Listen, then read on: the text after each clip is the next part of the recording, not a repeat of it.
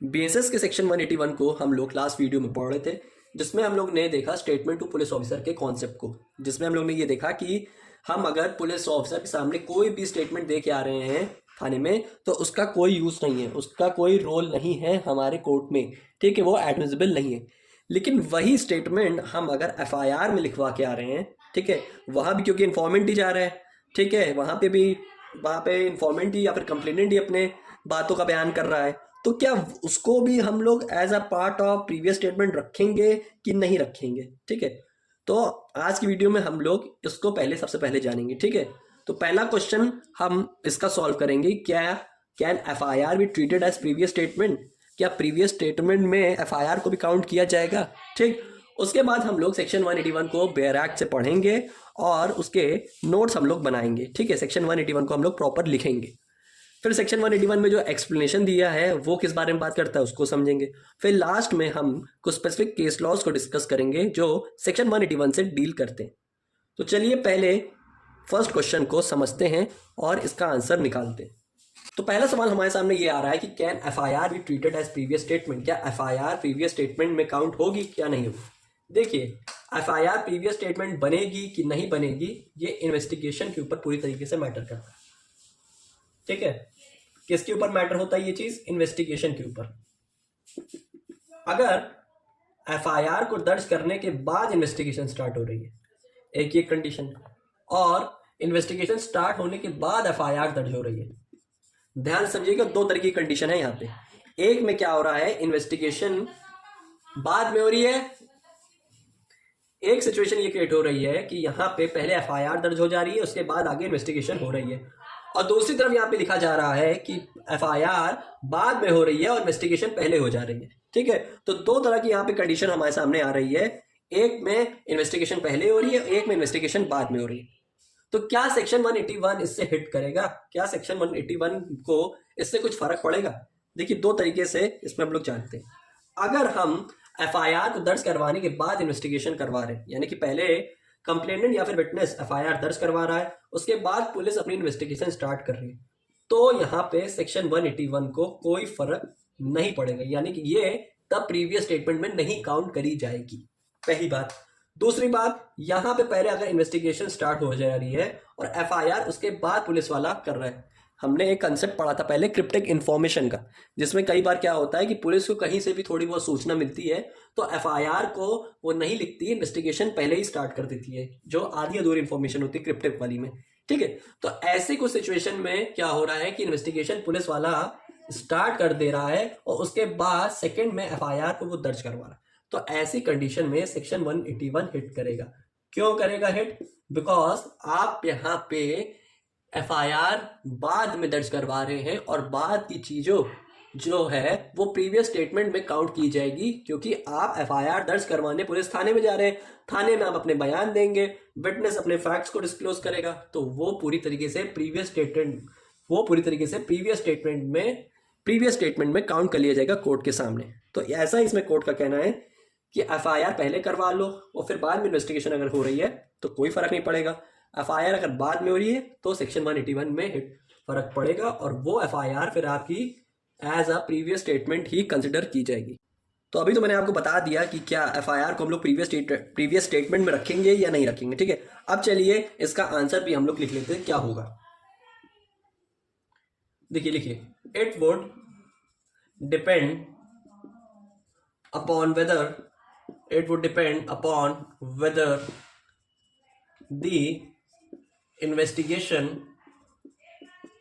whether the investigation was started before the filing of FIR, or thereafter.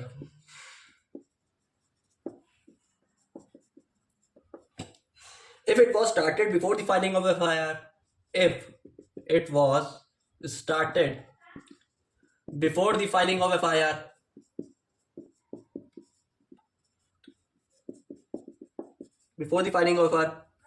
then the FIR will say to, then the FIR will be said to in the court of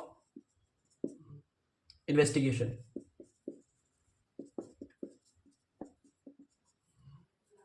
And therefore FIR hit by section 181 of BNSS. ठीक,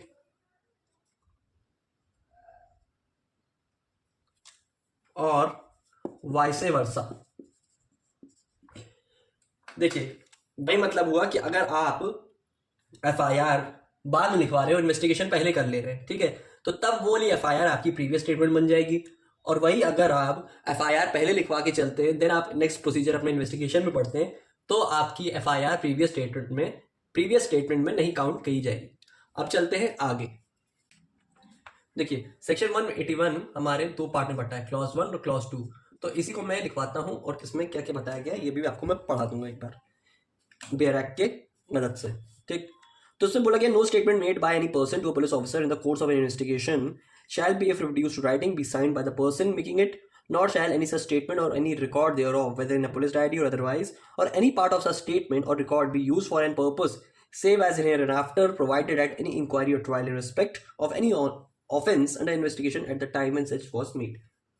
ठीक है, इससे मतलब जा रहा है कि कोई भी जो अभी हम स्टेटमेंट दे रहे हैं पुलिस ऑफिसर के सामने, उसका कहीं भी कोई भी यूज नहीं है।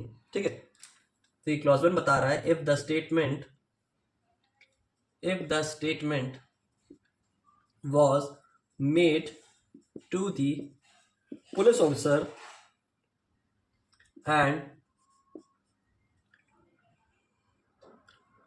and it was recorded, then the provision of section 181 will be applicable। देखिए जैसे ही विटनेस अपने स्टेटमेंट जाके पुलिस थाने में दे आया, तो वहीं से आपके ऊपर सेक्शन 181 एप्लीकेबल हो गया। सेक्शन 181 स्टार्ट हो गया। इसका नीचे और बात बोली जा रही है, provided that when any witness is called for the prosecution in such inquiry और trial whose statement has been reduced into writing, any part of his statement, if duly proved, may be used by the accused and with the permission of the court by the prosecution to contradict such witness in the manner provided by section 148 of the BSA, and where any part of such statement is so used, any part thereof may also be used in the re-examination of such witness, but for the purpose only of explaining any matter referred to in his cross examination। क्या मतलब वो इस बात का? Section 181 का ही नीचे का proviso हमें क्या बताना चाह रहा है? देखिए प्रोवाइजो क्या बता रहा है हमारा सेक्शन 181 के क्लॉज 1 का। देखिए the person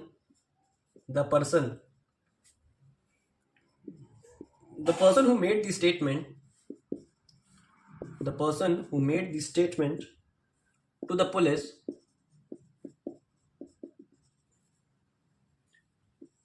should appear as prosecution witness। ठीक, प्रोसिक्यूशन विटनेस की आइडेंटिटी में वो कोर्ट में आएगा। in such a case if defense want to contradict, वही वाली कल वाली बात आ गई जो मैंने आपको कल समझाई थी। if defense want to contradict PW यानी कि प्रोसिक्यूशन विटनेस को, अगर हमारा डिफेंस विटनेस कॉन्ट्रडिक्ट करना चाह रहा है तो वो प्रीवियस स्टेटमेंट का इस्तेमाल कर सकता है। Contradict PW, then for contradiction he may use his PS, प्रीवियस स्टेटमेंट को वो इस्तेमाल कर सकता है। वही इसमें इसके आगे की लाइन बोली गई है, if the witness appeared as a DW, defence witness की तरह वो अपीयर हो रहा है कोर्ट में, then his previous statement cannot be used for contradiction. Defence witness का जो स्टेटमेंट है वो प्रीवियस स्टेटमेंट से कोई उसका लेना देना नहीं है। क्योंकि क्या होता है ना, अब मैंने आपको कल ही बताया कि जो डिफेंस विटनेस है वो यहाँ पे बात से मुकर जा रहा है, ठीक है, कुछ और बोल दे रहा है कोर्ट के समक्ष आके। तो ऐसे केस में हम उसके दिए गए स्टेटमेंट का कहीं इस्तेमाल नहीं करेंगे, ना कोरोबोरेशन में करेंगे, ना ही हम उसे कॉन्ट्रडिक्शन में इस्तेमाल करने वाले हैं। तो ये दोनों सिचुएशन में आपके प्रीवियस स्टेटमेंट हम नहीं लेंगे। कौन? अक्यूज का वकील यहाँ पे प्रीवियस स्टेटमेंट को इस्तेमाल करके कॉन्ट्रडिक्ट नहीं कर सकता। The second part of the proviso is based upon the fact that the defense has already contradicted prosecution witness PW on the basis of his previous statement। ठीक है, क्या भी डिफेंस विटनेस नहीं, ऑलरेडी प्रोसिक्यूशन विटनेस का अगर मान लीजिए इस्तेमाल कर दिया है प्रीवियस स्टेटमेंट का, ठीक है, इन्वेस्टिगेशन के टाइम पे, आपके एग्जामिनेशन के टाइम पीरियड में, यानी कि क्रॉस एग्जामिनेशन में क्या हुआ है कि जैसे मान लीजिए यहाँ पे क्या हो रहा है, प्रोसिक्यूशन विटनेस है और यहाँ पे डिफेंस विटनेस है।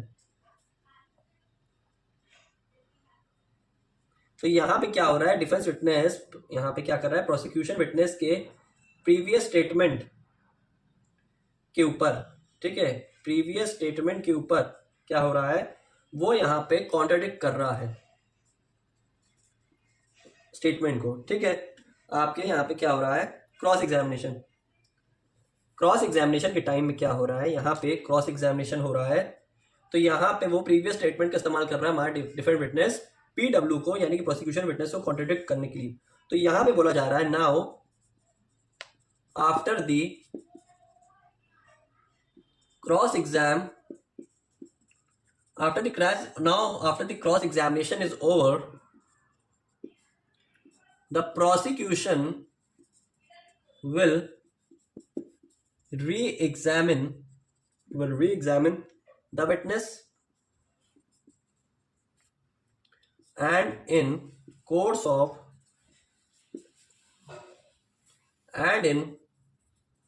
such re-exam,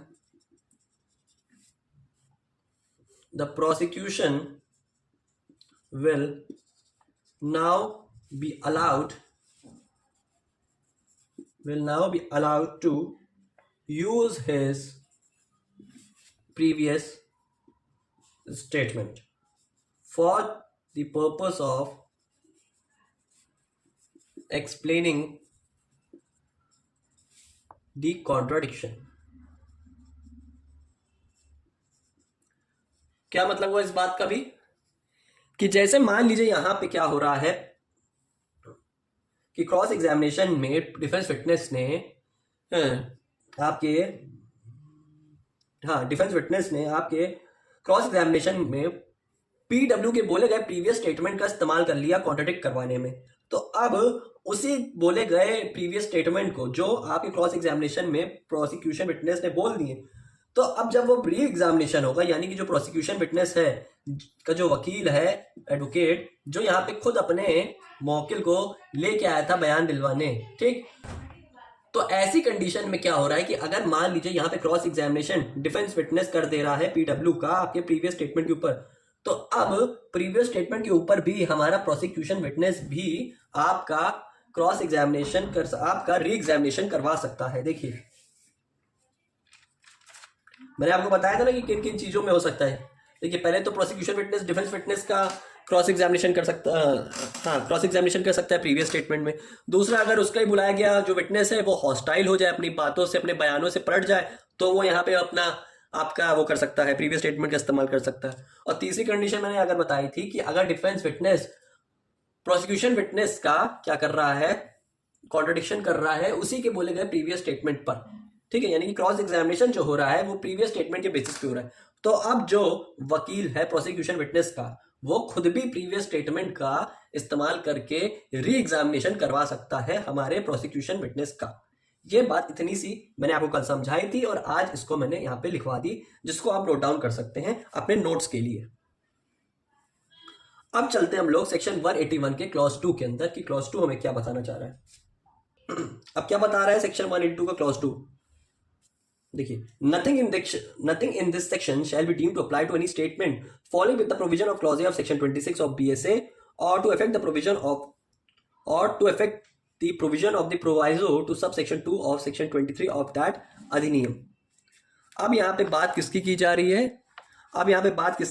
हमारे बीएसए की बात यहाँ पे आ गई, ठीक है, जिसमें हमारा सेक्शन 23 बीएसए और सेक्शन 26 बीएसए को उठाया जा रहा है, यानी कि ये दो प्रोवाइजो के अंदर हमारी बात की जा रही है। तो हमारा जो सेक्शन 23 है ये बात करता है कन्फेशन टू पुलिस ऑफिसर, और सेक्शन 26 का यहाँ पे क्या बताया जा रहा है? सेक्शन 26 का क्लॉज हमारा बता रहा है डाइंग डिक्लेरेशन में दिए गए स्टेटमेंट्स के बारे में कि जिस पर्सन की डेथ होगी उसके दिए गए स्टेटमेंट का क्या रोल है।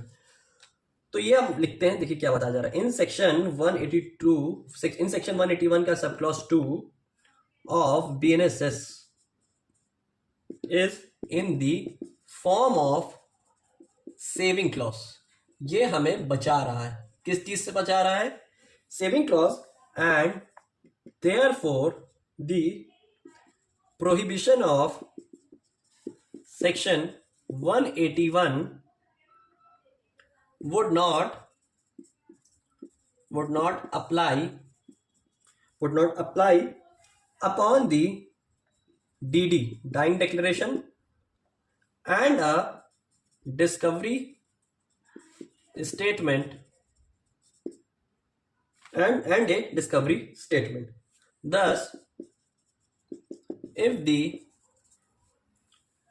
police statement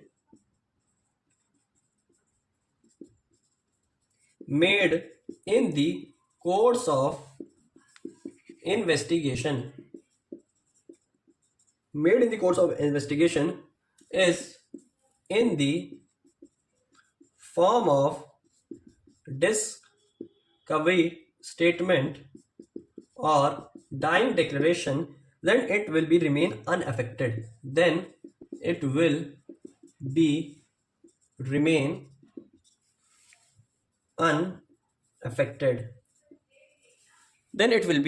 unaffected.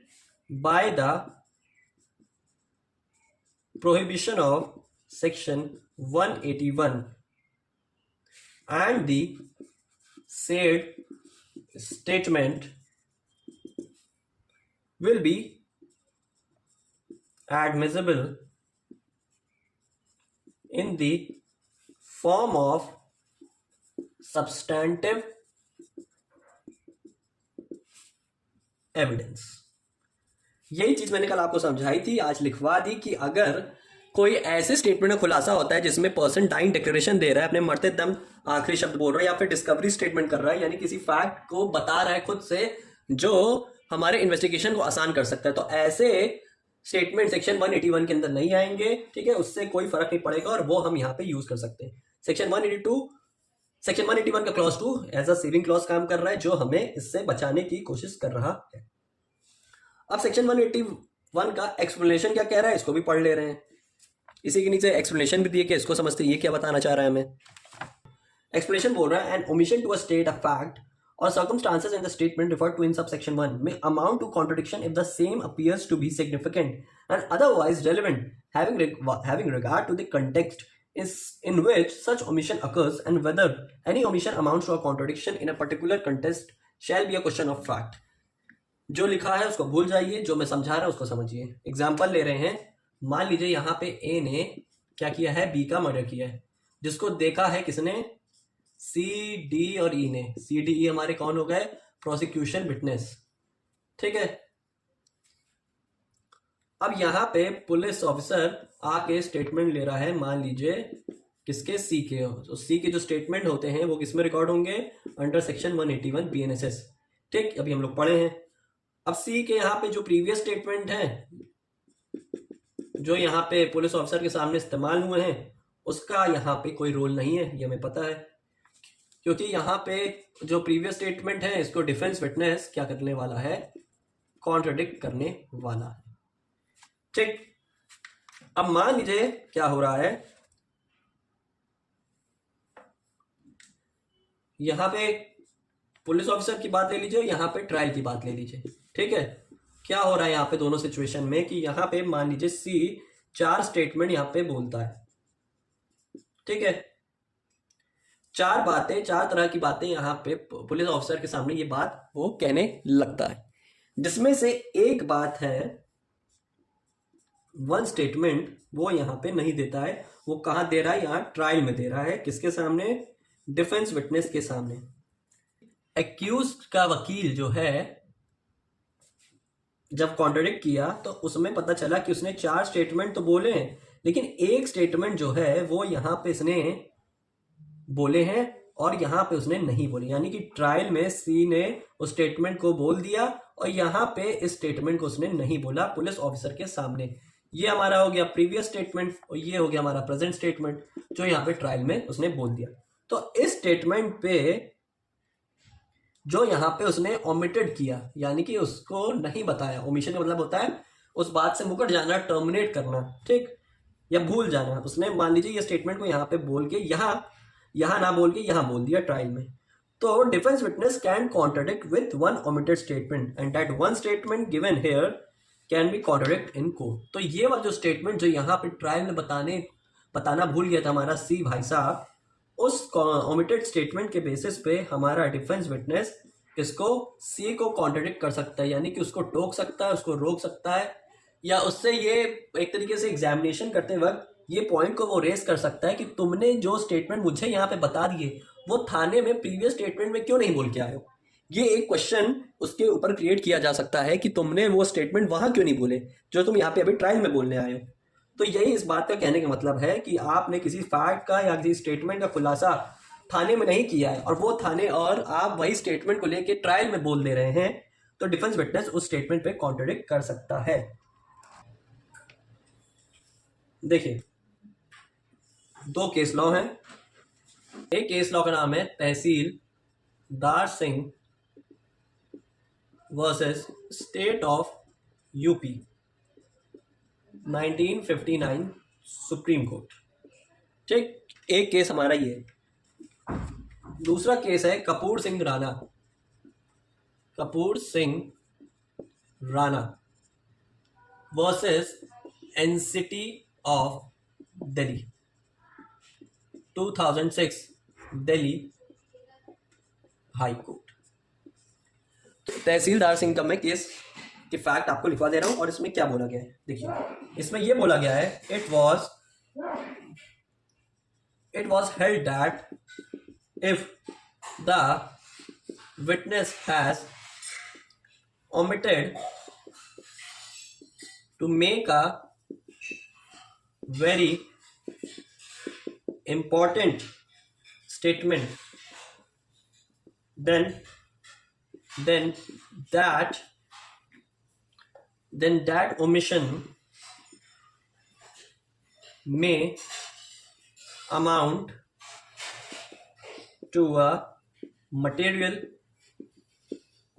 omission. ठीक, and later at the trial the witness appears as a prosecution witness and makes a statement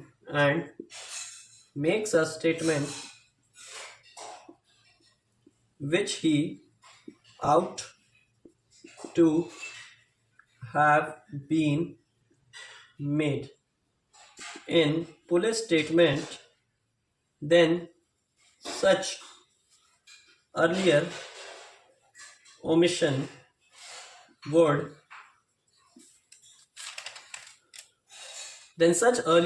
would amount to a contradiction. क्या मतलब हुआ? यही सेम बात जो मैंने आपको सेक्शन 181 के एक्सप्लेनेशन में समझाई, वही सेम बात इस केस लॉ में कही है। आप पढ़ के समझ सकते हैं इसमें क्या दिया गया है। बढ़ते अपने कपूर सिंह राणा वाले केस में। इसमें क्या होता है, इस केस के फैक्ट क्या हुआ इसमें कि एक लड़की होती है जी नाम की, ठीक है, वो घर में रह रही होती है। इसकी मदर क्या होती है, ये मार्केट जाती तो घर में अकेले रहती है। उसी समय ये केएसआर कपूर सिंह राणा जी आते हैं और घर पे और लड़की पे एसिड फेंक देते हैं। एसिड अटैक यहाँ पे कर वो जाते हैं घर में आके, ठीक है। माता को पता चला, मम्मी को उसके पता चला, तो क्या हुआ, पुलिस स्टेशन में इसने यानी कि 161 सेक्शन 181 में इसने स्टेटमेंट दी है कि केएसआर ने मेरी बेटी पे क्या किया, एसिड अटैक किया। ध्यान से सुनिएगा, इसमें क्या बोला उसने कि एसिड अटैक मेरी बेटी पर किया है उसने, केएसआर ने। यही बात जब वो ट्रायल में बोलती है तो ट्रायल में वो ये कहती है कि मेरी बेटी ने कहा कि इसने अटैक किया है, एसिड अटैक किया है। किसने? केसीआर ने। देखिए पुलिस स्टेशन में वो बोल के आ रही है कि मेरी बेटी पे इसने अटैक किया है, और यहां पे वो कह रही है ट्रायल में कि मेरी बेटी ने कहा था कि मेरी बेटी ने कहा कि केसीआर मुझ पर एसिड अटैक कर गया है। अब ये वाली जो बात है इसने यहाँ पे पुलिस थाने तो नहीं की, नॉट एक्सप्लेन्ड, ठीक है, इन पुलिस स्टेशन। ये बात इसने यहाँ ट्रायल में कही, यहाँ पे नहीं बताई। यहाँ पे इसने ये बताया कि मेरी बेटी के ऊपर एसिड अटैक किया है, लेकिन यहाँ ट्रायल में बोल रही है कि मेरी बेटी ने बताया था कि इस नाम के व्यक्ति ने मेरे ऊपर एसिड अटैक किया है। अब यहाँ पे देखिए स्टेटमेंट में चेंजेस है, बात वो वहां पे पुरानी भूल आई, उस बात को उसने उसका ओमिशन किया, ठीक। लेकिन यहाँ पे कोर्ट ने कहा कि M has given the statement in panic form, ठीक है, कि मदर ने यहाँ पे पैनिक फॉर्म में उस स्टेटमेंट को दिया था पुलिस स्टेशन में, मतलब डरी हुई थी, ठीक है। उसकी मेंटल इतनी मेंटली कैपेबल नहीं थी कि वहां पे वो उस टाइम पीरियड में ऐसी सिचुएशन में ठीक से उस स्टेटमेंट को प्रेजेंट कर सके थाने में। तो उस बेसिस पे यहाँ पे मदर की कोई गलती नहीं है, नो मिस्टेक ऑफ एम, ये बात यहाँ पे कही। तो इसीलिए यहाँ पे हमारा डिफेंस विटनेस उसका कॉन्ट्रडिक्शन नहीं कर सकता। ये इतनी बात यहाँ पे बोली गई थी कि ये वाला जो स्टेटमेंट जो यहाँ पे ट्रायल में दी है, जो वो पुलिस थाने में देना भूल गई थी, तो उसके जो स्टेटमेंट थे जो उसने पहले नहीं दिए, वो एक तरीके से कोर्ट ने मान लिया कि उस समय वो डरी थी, परेशान थी, इतनी कैपेबल नहीं थी, नहीं बोल पाई। और यहाँ पे अगर वो बोल रही है तो आप उसमें माता जी की गलती नहीं निकालेंगे, मदर की इसमें कोई गलती नहीं है, वो as a part of mistake है, तो उसका डिफेंस विटनेस कॉन्ट्रडिक्शन नहीं करेगा। तो ये दो अलग अलग केस लॉ में बात की गई थी जो हमारे सेक्शन 181 से डील करते हैं। तो इसी के साथ हमारा सेक्शन 181 पूरी तरीके से कंप्लीट हो चुका है। कल की वीडियो मैंने आपको कंसेप्चुअल क्लैरिटी दी थी, ठीक है, क्या है एग्जैक्टली सेक्शन 181 ये मैंने समझाया था, और आज मैंने सेक्शन 181 के नोट्स आपको लिखवा दिए, वेयर एक्ट की रीडिंग भी करवा दी, और साथ में रेलेवेंट केस लॉज भी लिखवा दिए। तो इसी के साथ आपका सेक्शन 181 कंप्लीट होता है। मिलते हैं बीएनएसएस की नेक्स्ट वीडियो में।